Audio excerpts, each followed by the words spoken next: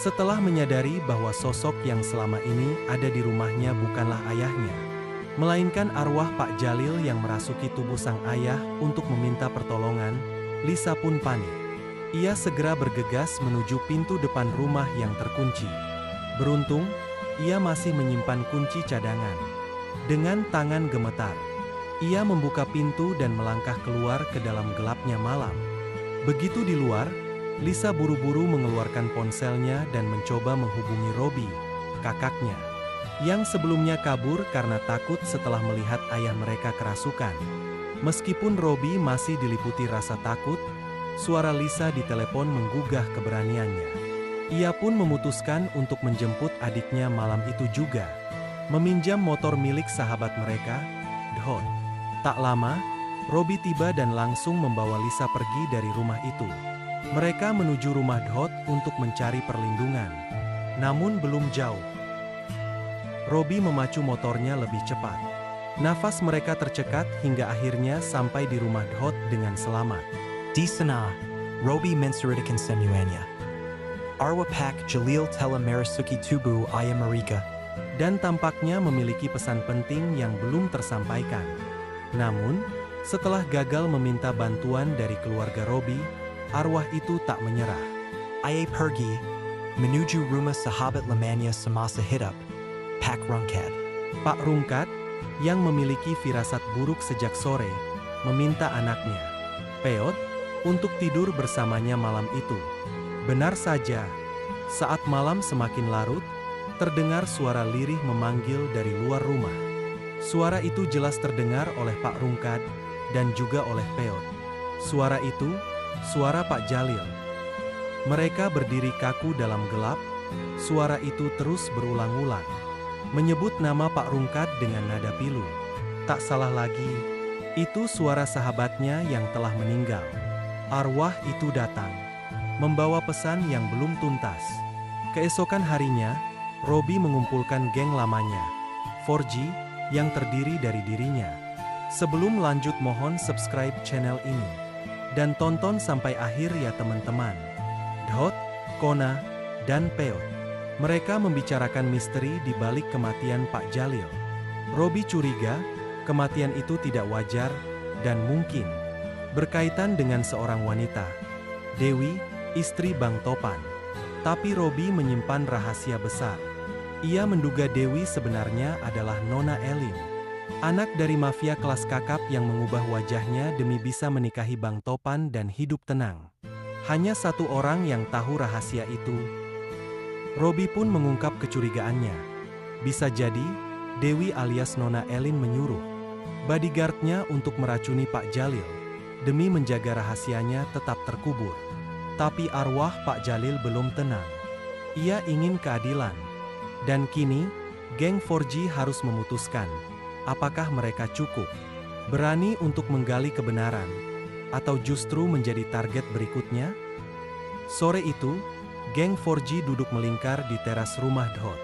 Suasana hening, hanya suara jangkrik yang Mengarinji ketegangan yang menggantang. Robi membuka suara. Kita harus tahu siapa yang meracuni Pak Jalil, dan kenapa. Katanya sambil menatap satu persatu wajah sahabatnya. Aku yakin ini ada hubungannya sama Dewi, atau Nona Elin. Kona, si paling skeptis, bertanya, tapi gimana kita bisa buktiin? Itu kejadian udah lama. Lagi pula, bukti apa yang kita punya? Peot yang sejak tadi diam tiba-tiba bersuara, ada satu tempat yang mungkin bisa kita Cari rumah lama Pak Jalil. Kalau dia tahu sesuatu, bisa aja dia nyimpen catatan atau apapun tentang Dewi. Mereka pun sepakat. Malam itu juga, geng 4G menuju rumah tua peninggalan Pak Jalil di pinggir kota, yang sudah lama kosong sejak kematiannya. mereka menerobos simak-simak, Melewati pagar berkarat, dan masuk melalui jendela samping yang tak terkunci. Di dalam rumah, suasana lembab dan mencekam. Lampu senter dari ponsel mereka menyusuri dinding berdebu dan lemari tua. Di ruang kerja kecil, mereka menemukan sebuah laci terkunci. Dhot yang jago ngoprek berhasil membukanya. Di dalamnya, ada catatan harian. Tertulis dengan tulisan tangan Pak Jalil. Hari ini aku tahu kebenarannya. Dewi bukanlah Dewi. Ia adalah Nona Elin, putri mafia besar yang dulu menghilang secara misterius. Aku mengenali matanya. Mata Elin kecil yang pernah aku tolong waktu ayahnya diburu polisi. Aku curiga dia tahu bahwa aku mengenalnya. Tadi siang ada pria asing mengikutiku pulang. Kalau terjadi apa-apa, semoga seseorang bisa membongkar ini. Semua diam. Mereka sadar, ini lebih besar dari sekadar arwah gentayangan. Tak lama setelah keluar dari rumah itu, Peot mendapat pesan dari ayahnya. Pak Rungkat pingsan setelah mendengar suara Pak Jalil kembali memanggil. Tapi kali ini bukan dari luar rumah. Suara itu datang dari dalam kamar. Robi menatap teman-temannya. Pak Jalil gak akan tenang sebelum kebenaran terungkap. Kita harus kejar ini sampai tuntas. Kona mengangguk, walau ketakutan. Kalau kita mundur sekarang, kita bisa jadi sasaran selanjutnya. Dan malam itu, geng 4G bersumpah, mereka akan membongkar misteri kematian Pak Jalil dan mengungkap siapa sebenarnya Dewi alias Nona Elin. Meskipun itu berarti mereka harus berhadapan dengan dunia gelap yang tak pernah mereka bayangkan sebelumnya. Malam setelah menemukan catatan harian Pak Jalil, geng 4G tak bisa tidur nyenyak. Setiap sudut rumah Dhot seolah menyimpan bisikan. Ketika dini hari datang, Robi terbangun oleh suara ketukan di jendela. Perlahan ia mendekat, namun tidak ada siapa-siapa. Hanya angin. Namun di kaca, tertulis sesuatu, seperti embun yang diseret jari. Rumah lama Bang Topan. Robi langsung membangkangkan dan Piot. Ini bukan kebetulan. Arwah Pak Jalil benar-benar ingin kita tahu sesuatu, ucapnya tegas. Tanpa buang waktu, mereka pun menuju rumah lama Bang Topan yang sudah lama. Tidak dihuni setelah pernikahannya dengan Dewi. Rumah itu berada di kawasan kebun karet, sepi dan terlantar. Sesampainya di sana, hawa dingin menyambut. Pohon-pohon bergoyang pelan meskipun tak ada angin. Mereka masuk lewat pintu belakang yang terbuka sedikit. Seperti memang sudah menunggu mereka. Di dalam, rumah itu gelap, penuh debu, dan ada aroma aneh. Seperti bunga bangkai yang dicampur bau obat. Peot yang membawa senter tiba-tiba menunjuk ke dinding. Di sana tergantung sebuah lukisan wanita, cantik, anggun. Namun matanya kosong. Saat Peot menyorotkan senter lebih dekat. Marika Turkjut. Di belakang lukisan itu ada lubang kecil.